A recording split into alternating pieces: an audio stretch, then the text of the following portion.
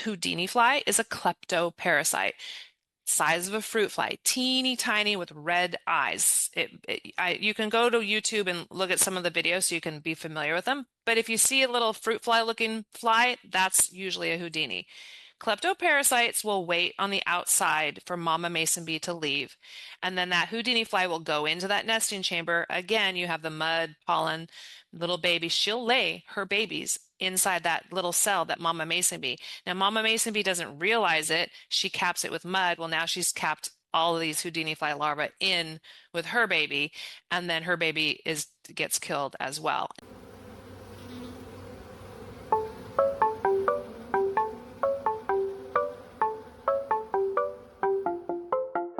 From the Oregon State University Extension Service, this is PolliNation, a podcast that tells the stories of researchers, land managers, and people like you who are making bold strides to improve the health of pollinators. I'm your host, Dr. Adoni Melathopoulos, Associate Professor of Pollinator Health in the Department of Horticulture. Okay, folks, we are in the midst of blue orchard bee season, so I thought we should reach out to a professional for some advice on what to do. Thyra Mckelvie is the managing director and solitary bee educator with Rent Mason Bees, which is the largest solitary bee provider in the U.S. I first ran into her through her incredible YouTube channel, which has all sorts of helpful tips on how to manage these bees efficiently and sustainably. As some of you know, managing mason bees has gotten harder here in the Pacific Northwest with the introduction and spread of a new predator of mason bees, the Houdini fly. Thyra walks us through managing the fly and other predators and parasites, as well as all sorts of other tips for how to do mason bees right. So without further ado, let's get some pro tips on keeping mason bees happy and healthy this week on PolliNation.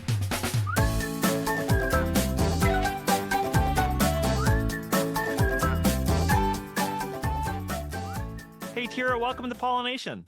Thank you so much for having me. I'm very excited to come on and teach more people about these sweet little bees. It would have been great to have you just a couple weeks ago. I know many of us, including myself, we have our blue orchard bees that are flying, but this is a great opportunity just to remind everybody what these bees are and, how to care for them. So I'm so glad to have you here.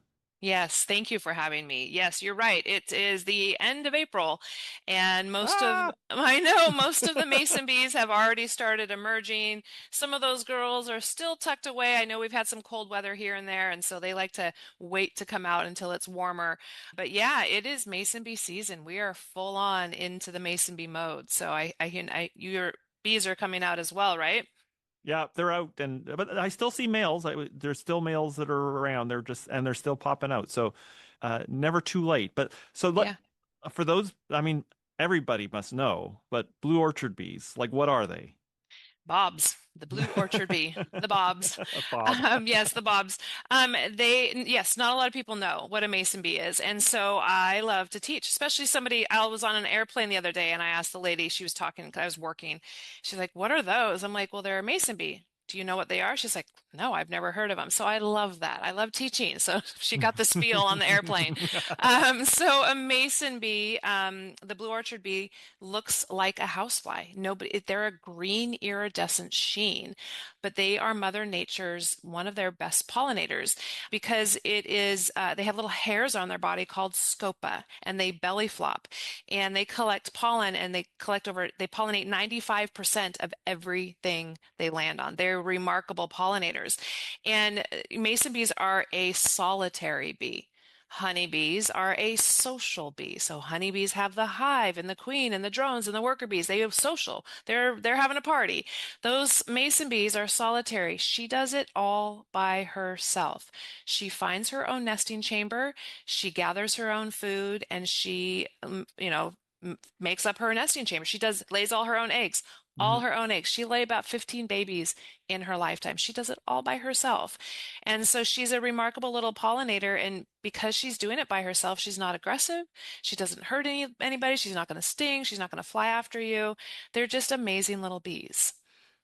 I mean, I do remember, some schools often have bees on property, and they're used to honeybees. And I know Hmm. Ron Spendel, one of our master gardeners, has really done a lot with mason bees in the Portland area has gotten them into schools, but sometimes the schools freak out. They think, oh, bees Yeah. on campus, but they don't realize how gentle and docile they are. Good point, because I have been speaking these last few months at master gardener groups and webinars and at schools. And when I go and I speak at the schools, the teachers announce that, the kids are going to learn about, they're going to hold a bee, hold a baby bee. And the parents, they freak out. They're like, what do you mean my kid's allergic? And so holding a baby bee is the way I describe it because I really want kids and master gardeners love this part too. They're just holding a cocoon. So mason bees hibernate in a cocoon all winter long. They grow into a full-grown bee inside that cocoon and then they emerge in spring when temperatures are about 50 degrees. They emerge right away as a full-grown bee. And so people can hold a baby bee in their hands. And so I always have to educate the teachers and send them a message to send out to the parents. So, we're getting the word out about these bees slowly but surely. We're teaching people about these sweet little bees. And here in the Pacific Northwest, they are native. They are the bees that we really need to care for and take care of. Well, taking care of is one of the reasons I wanted to have you on the show today. Although they're a little obscure to people, they have made their way into the world. Like you can go to Costco and you can pick something up, a little bee hotel.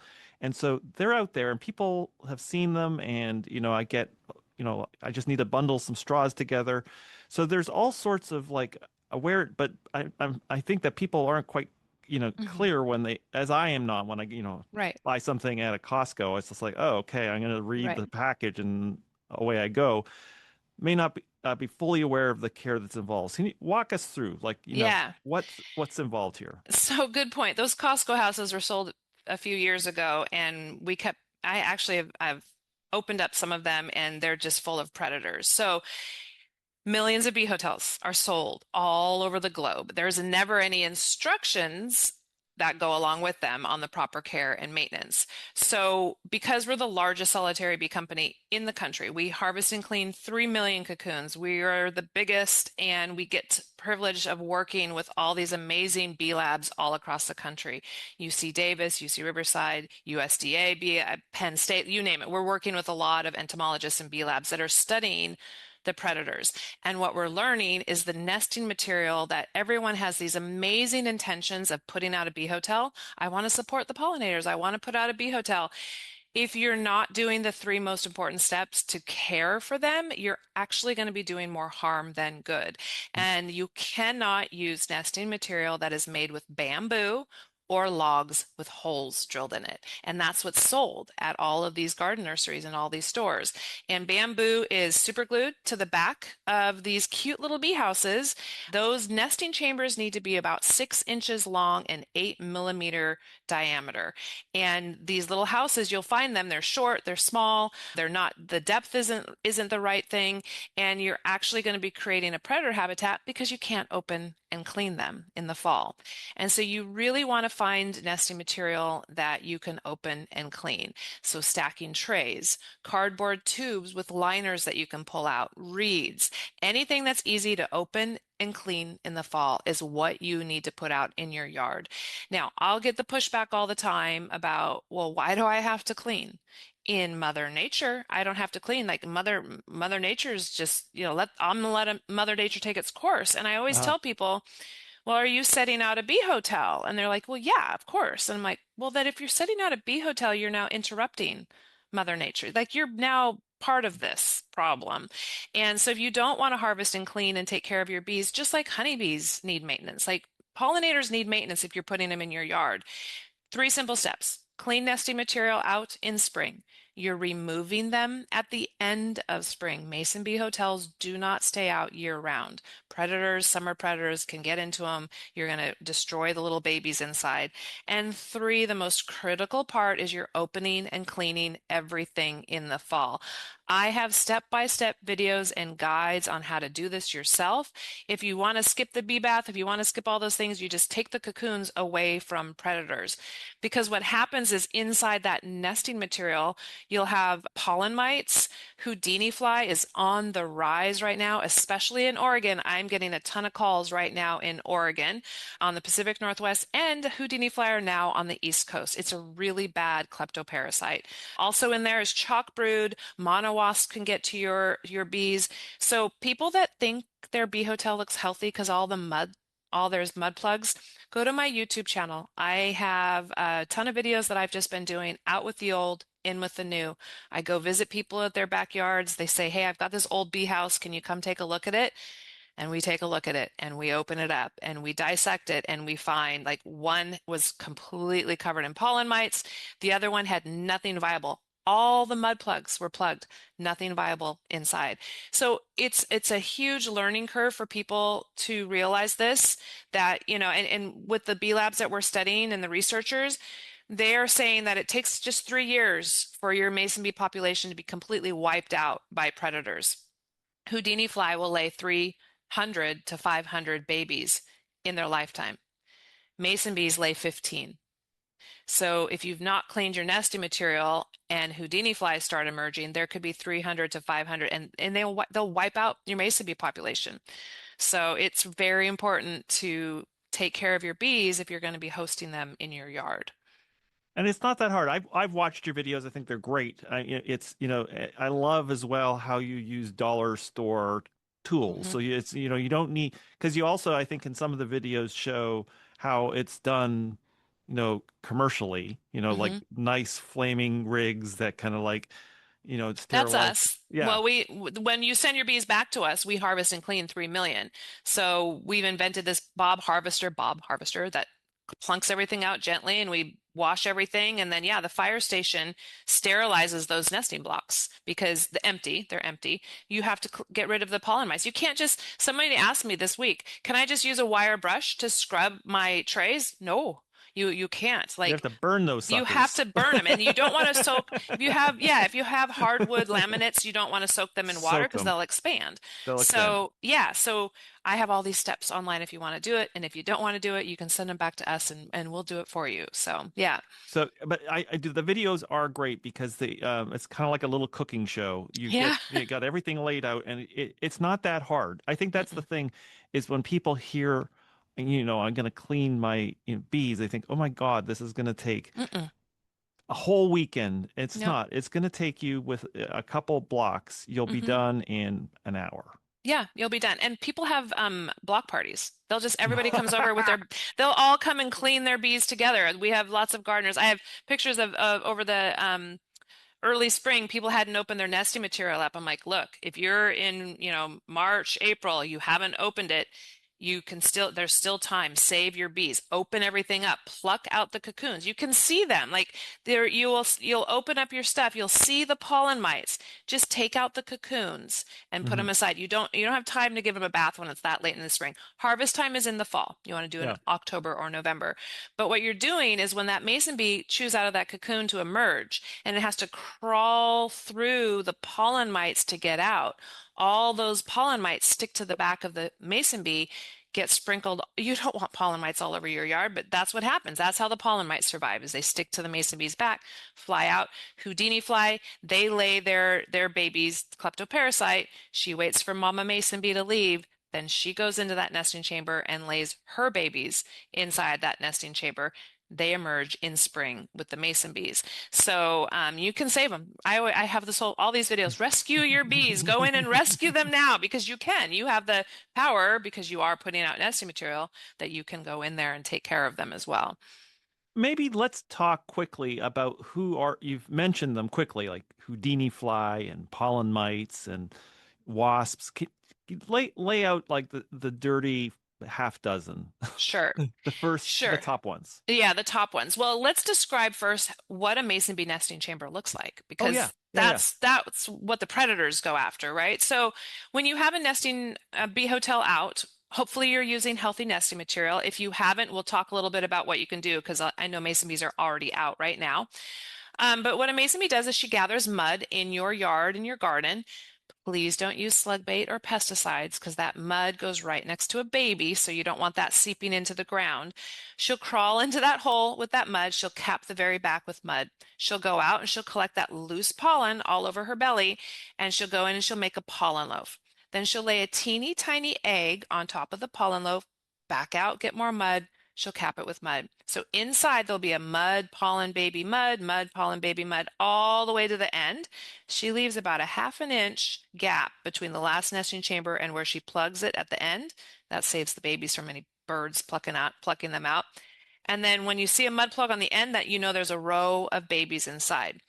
So what happens? So pollen mites, let's talk about those first. So those flowers have pollen mites. The mason bees don't know. They come into the nesting chamber. She's making her mud. She's making her pollen, getting them all off. Well, she's depositing little microscopic mites that you don't even realize that are there. And those pollen mites multiply rapidly. I have tons of videos, close-ups, macro lens. They're kind of creepy crawly, but then they multiply rapidly in that cell. So you have mud, pollen, baby, a bunch of pollen mites, and mud. Well, they will take over that entire nesting chamber and kill the developing bee. They'll multiply rapidly. They'll seep into all your other crevices within your nesting block or your tube or along the line, and they spread rapidly. So they're really, really bad. Houdini fly is a kleptoparasite, size of a fruit fly, teeny tiny with red eyes. You can go to YouTube and look at some of the videos so you can be familiar with them. But if you see a little fruit fly looking fly, that's usually a Houdini. Kleptoparasites will wait on the outside for Mama Mason bee to leave, and then that Houdini fly will go into that nesting chamber. Again, you have the mud, pollen, little baby. She'll lay her babies inside that little cell, that Mama Mason bee. Now, Mama Mason bee doesn't realize it. She caps it with mud. Well, now she's capped all of these Houdini fly larvae in with her baby, and then her baby gets killed as well. Now, these suckers are bad because, like I said earlier, they'll lay 300 to 500 babies.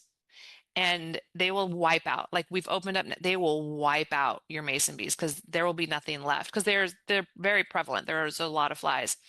Something interesting that I just learned this week about Houdini, they came from Europe. They were brought over here by Europe. They are now on the West Coast and the East Coast. We are partnering with UC Davis with Abigail and now Penn State with Natalie Boyle. And I asked them, I said, well, how are these so damaging? Like, what's Europe? Europe has to be doing something about this. What are their tricks? Because we're trying to figure out traps and ways of getting rid of the Houdini. Very interesting. In Europe, though, that species of mason bee in Europe fights the Houdini. It knows that it's a predator, so it rips it to shreds. So those mason bees attack. Anything that comes near its nest, it attacks it. But our sweet little mason bees here, in the United States, they don't have those skills yet. They don't know that that's a predator. So you literally can see a mason bee coming out of the hole, a Houdini fly sitting right there. I'm sure mason bee's aware of it, but that Houdini fly just goes right in. And so we need to train our bees to fight off these Houdini fly. They're really, really bad.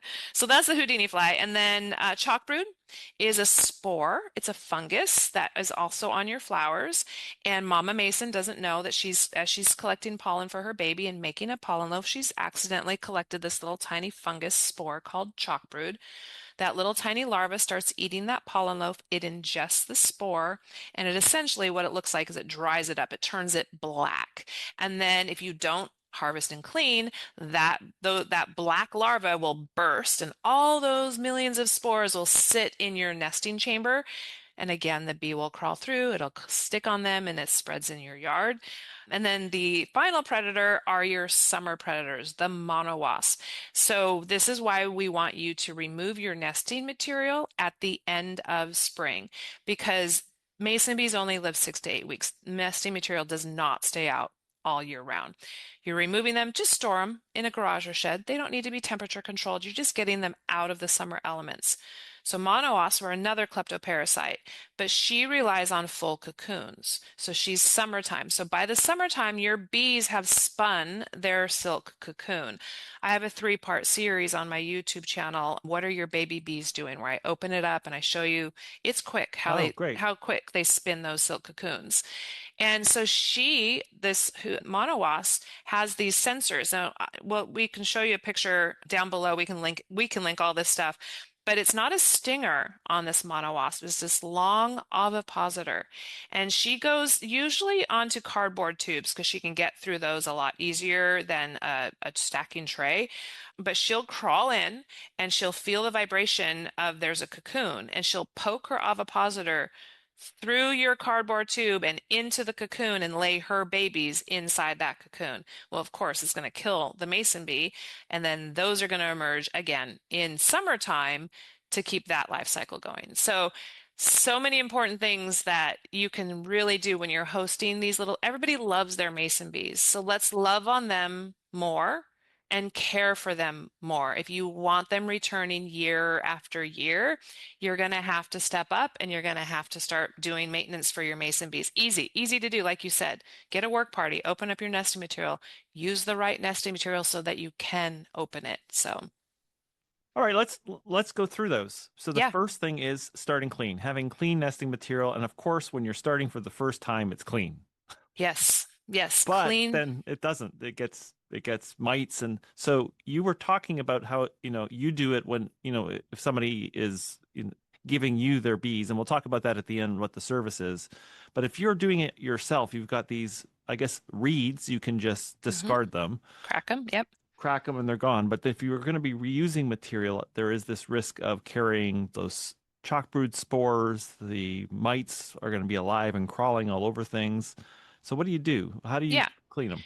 Yeah. So if you're using stacking trays, I find those are really easy. You could just open them up very easily, clean I them use out. them too. They're You, so easy. they're so easy. Yeah. So, and they're usually wood laminates. We don't want you to use plastic. We're getting reports right now that a lot of people are wanting to make 3D models of, well, there's chemicals in that plastic. And so we're learning from our research teams that don't use plastic, don't use that kind of material. These 3D machines are cool, but not for mason bees. So stacking trays, you easily open them up and you clean them out. I have video where you scrape everything out. You've got the mud, the pollen mites, all the debris, you have the cocoons, you set those aside. And then in your stacking tray, you're going to need to sterilize that because you're going to reuse it. You get to reuse that stacking tray. Don't soak it in water. If it's a wood laminate, it'll absorb any chemicals and it will expand. Just use a flame. Now, this is a great excuse for you to get your blow torch out, stick it on the concrete pavement, and not long because you don't want to catch it on fire, but just very quickly blast it with that flame. That'll kill chalkbrood, pollen mites, all of that. Houdini fly you can spot and will remove 100% of Houdini fly when you open. You can see them. They're these tiny little white maggot looking things. They're disgusting, sticky. You'll see curly frass, which is the Houdini fly poop. It's frass. It's like this curly brown stuff. That's Houdini fly. 100% can remove those. If you have cardboard tubes, usually your cardboard tubes have liners, so you can easily pull out the liners. Now, a trick that I do with my cardboard tubes and my liners is you can pre-slice your liners with like a razor blade all the way from the top all the way down to the bottom. Pre-slice them and then just put them back in the tube, in the cardboard tube. So Now, when when you you pull them out, yeah, easy. Then you don't have to worry about cutting any cocoons in the fall when you're cleaning. So that's a little trick. So you're not going to use those liners anymore, but you're going to use the cardboard tubes, but they're going to be clean because the liner is going to keep them clean. Then you yeah. just replace the cardboard tubes with clean liners every spring. Reeds you can't reuse, but reeds you just crack open everything up, and then you put out clean reeds or whatever. So every spring, clean stuff out at the beginning of spring. Okay, so we've got everything's clean, and now we release our bees, and Hmm. our bees are flying. I guess you can't do anything at that point. Things are going to find their way into the nest. They're going to be pulling things in from the environment. There's nothing, as a responsible mason bee person, you can't swat Houdini flies, or you're kind of. Well, yes, you can. People are vacuuming them up right now. We're having infestation reports everywhere. So people have these little tiny handheld high volume vacuum cleaners and they're going around sucking up the Houdini fly. So yeah, we're actually Is that a with fool's errand, or are yeah, you?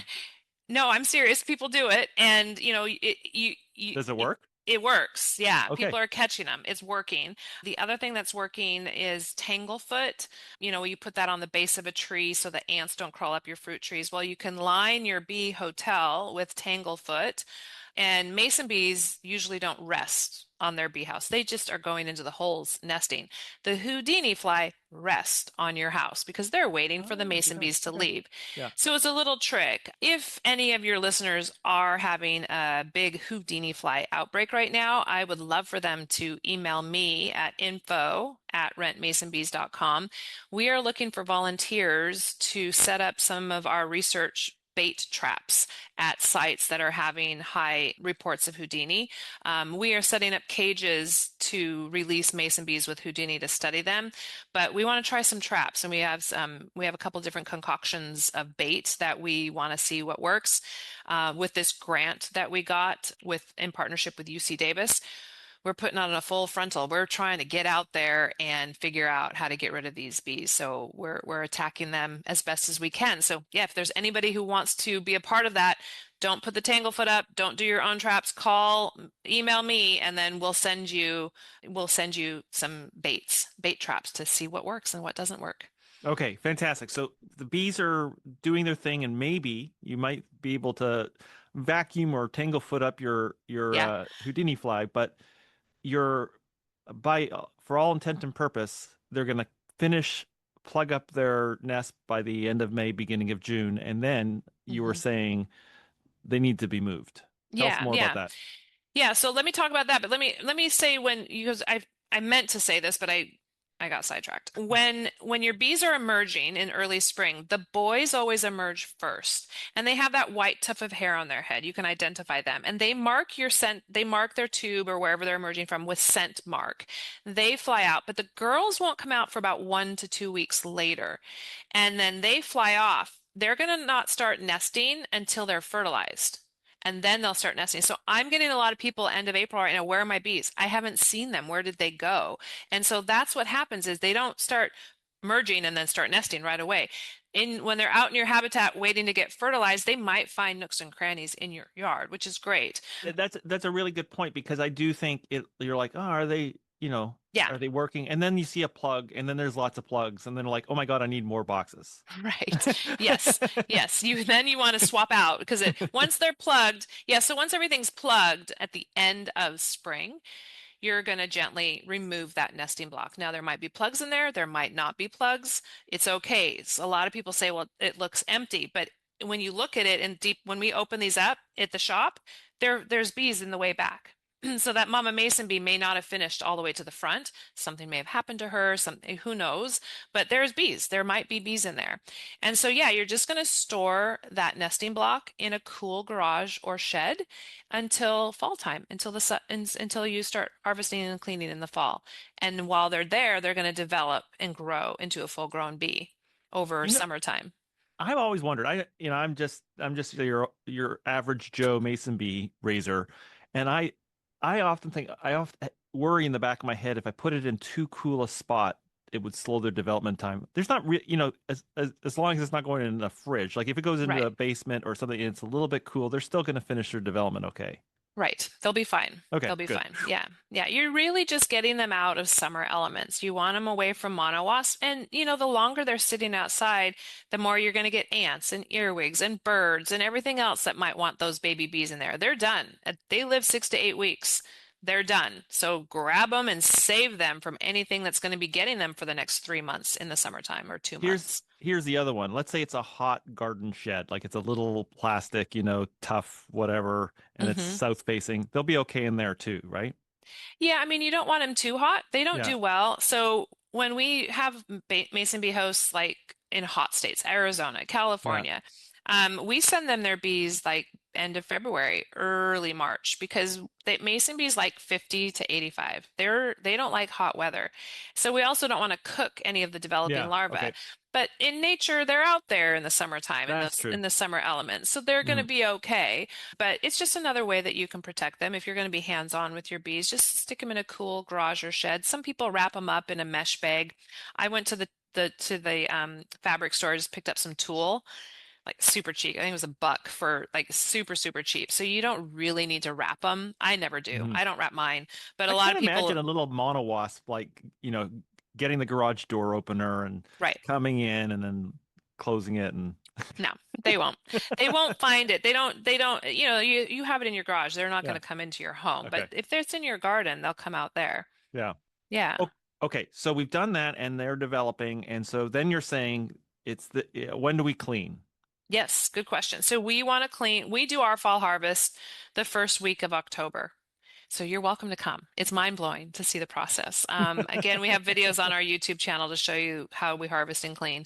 It's pretty amazing. So yeah, you extract everything out of the nesting material, you open it all up, you get everything out, and then you get this bin of yucky stuff, the predators, the mud, the cocoons that we love that are nice and healthy. But then we rinse them in a very, very mild bleach solution. And I have, again, step-by-step videos on how to do this. That mild bleach removes any remaining pollen mites and chalkbrood spores, and it kills all of that. It does not hurt the bee. Those cocoons are waterproof.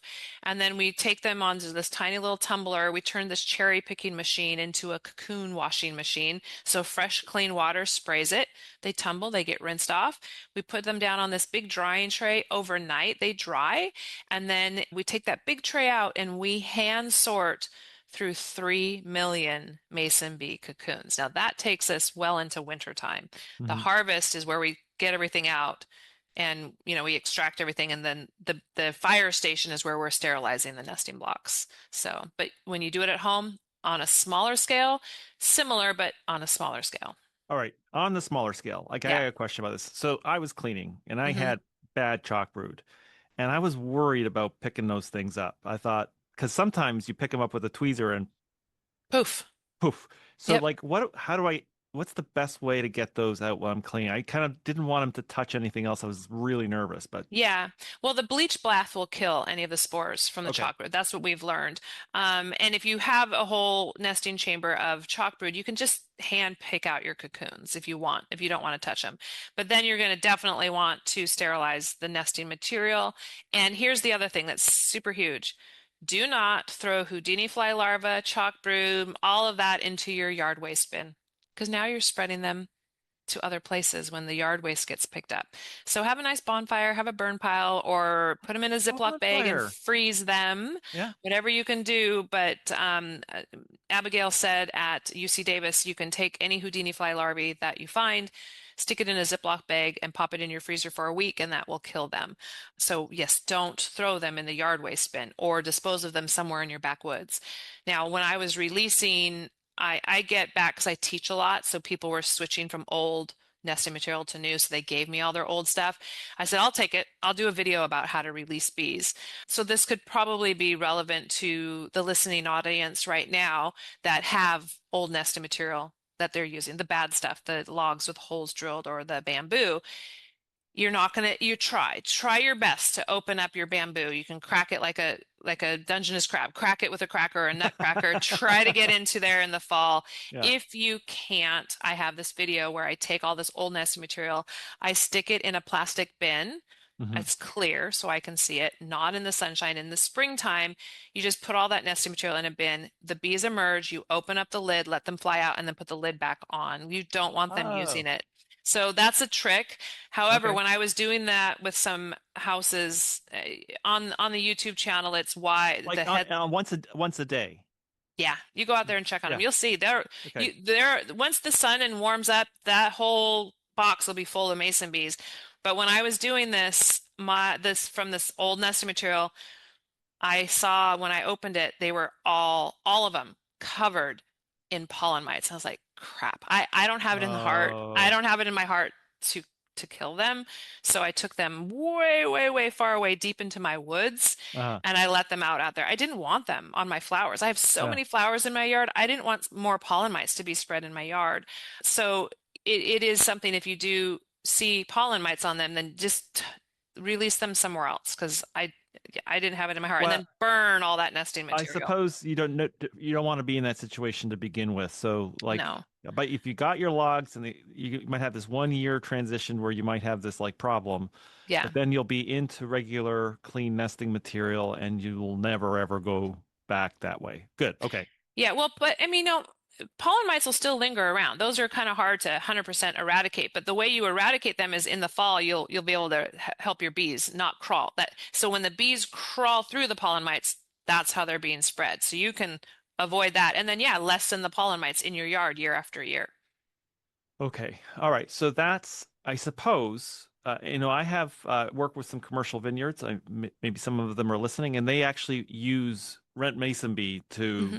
It's great because they're busy. They're running a vineyard. They Yeah. want to have mason bees on site. They often have fruit trees, but they just have too many things, too many irons in the fire. So how does this work? What's if How does the somebody, rental part work? yeah, if you want to rent them and you don't want to Yeah, like yeah. outright. I know renting is so confusing. People are like, what am I renting a bee? That's the other question I get. You're not really renting the bee. In our Mason bee starter kits, you get the black shelter house, you get a clean sterilized nesting block. It's a stacking tray, and you get a bag of clay because they need that clean mud for their babies. And we give you a pack of Mason bee flower seeds that have all their favorite foods that you can plant for the next season. And then your cocoons that are clean are in a PVC pipe. It's the white PVC pipe with a hole at the end. We cover the hole with a piece of tape and we send you 50 cocoons. We send you your Mason bee starter kit. And if you choose to rent from us, you will get if you want us to clean, you'll get a return label in your shipping box that you then just send that nesting block back to us in September. We collect so many boxes come back in September. It's great. We just sit there, we return bees, and we sort all the bees by the region, right? So we are OBA certified, Orchard Bee Association. We're certified. So we have to follow regulations and guidelines on how we ship bees and what we do with them and how we sort them and what species goes to what area. So yeah, so if you want the part where we clean, you send it back. If you clean, you just keep it, watch my videos, and you can get your bee party. And I always host a bee block party at the end of the season for all our hosts at Watts Brewery in Woodinville. It's a really fun event that we do every September. Fantastic. Well, this is really great and it's timely. And I think everybody out there, especially if you've been like hearing about Houdini fly and you're freaked out, here's some tips. I think this is a great episode for you to kind of take your mason bees under control again and really give them a good life because they're going to do a lot of work for you in your Yes. garden. Yes, they're going to give you back so much. They're going to make you more fruit. They're going to make everything healthier around you. And then, like I always say to people, like, you're just going to become more attached in your garden. You're going to see these little bees and you're going to watch them and they're not going to bother you. You can stand right next to their bee hotel and watch them go in and out and enjoy them. It's addictive. It is addictive. I always get so sad when Mason bee season's over. I've done videos about, are you missing your bees? And it's the compilation of all my favorite bee videos all in one. If you're missing your bees, watch this. And I always send it out when it's winter time and it's dead of snow. I was like, this is coming soon. So yeah. Well, thank you so much for taking time, a Yes. very busy time of year to talk to us. It's perfect. The more people I can teach, the better. So I appreciate you letting me come on and teach. So thank you. Thank you so much for listening. Show notes with links from each episode are available at the website pollinationpodcast.oregonstate.edu. I also love hearing from you, and there's a form at the website where you can pop in and say hello and give me feedback. If you want to support the show, remember to leave a rating on iTunes, Spotify, or whatever podcast mothership you use. And finally, if you have the means and you want to help support my lab's effort to document bee biodiversity in Oregon, visit OregonBeeAtlas.org and follow down to the donate button where you can make a tax-deductible donation to the Jerry and Judith Paul Native Pollinator Endowment. Every little bit helps. See you next episode.